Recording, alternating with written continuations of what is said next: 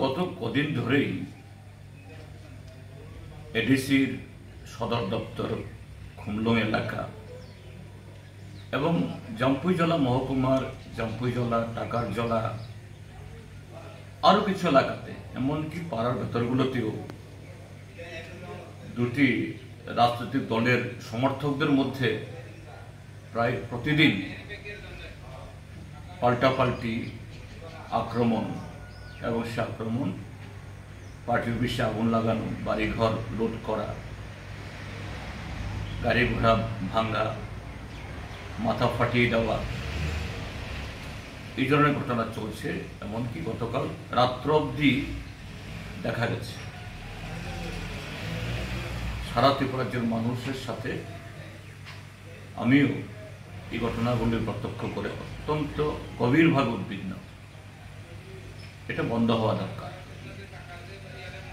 এই ক্ষেত্রে কোনো রাজনৈতিক সুবিধাবাদ থেকে না, একজন নাগরিক হিসাবে আমি বলতে চাই যে দুটি দল ঘটনাচক্রে তারা আবার একই সরকারের শরিক দল, তাদের যারা যে পরিণত লিডার, ম্যাচিউরড লিডার,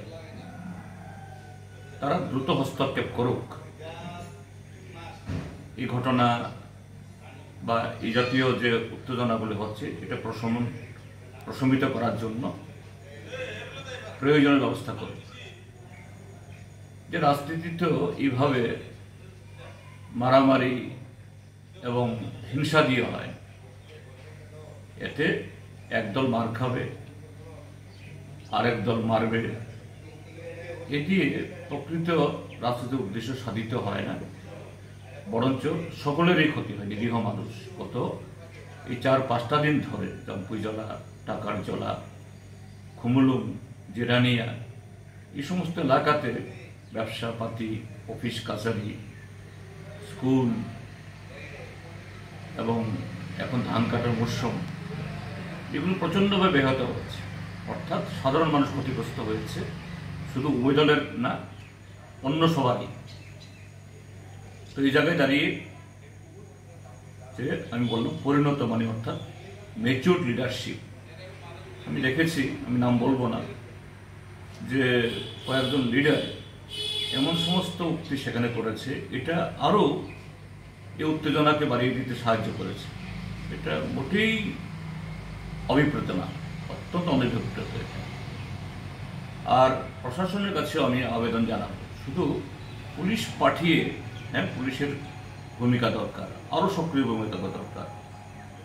শুধু পুলিশ দিয়ে এরকম ভুল বোঝাবুঝি এগুলা প্রশমিত করা যায় না।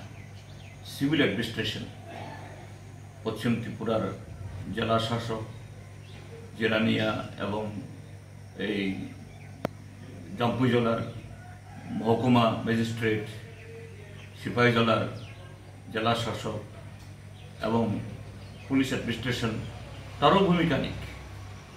উভয় দলের সমর্থকদেরকে বসিয়ে সেখানে কিভাবে এই জাতীয় ঘটনা এটাকে থামানো যায়, দ্রুত হস্তক্ষেপ গ্রহণ করা দরকার। নতুবা এর প্রত্যক্ষ এবং পরোক্ষ পরিণতি, প্রভাব সারা ত্রিপুরা রাজ্যের মধ্যেই এই বিরূপ প্রতিক্রিয়া পৌঁছবে, এটা মোটেই সুখকর হবে না। তা আমাদের তরফ থেকে বা আমার ব্যক্তিগত তরফ থেকে এটাই হবে এই আপিল। এই ক্ষেত্রে আমি অন্য রাজনৈতিক মন্তব্য এই মুহূর্তে করতে চাই না। আগে এটা থামুক, রাজনীতি হোক মতাদর্শগত, কর্মসূচিগত এবং উচ্চ এরকম কিভাবে উদাহরণ আমরা স্থাপন করতে পারি মানুষের ভালোর জন্য, মঙ্গলের জন্য, এটাই হোক রাজনীতিতে আমাদের মূল লক্ষ্য।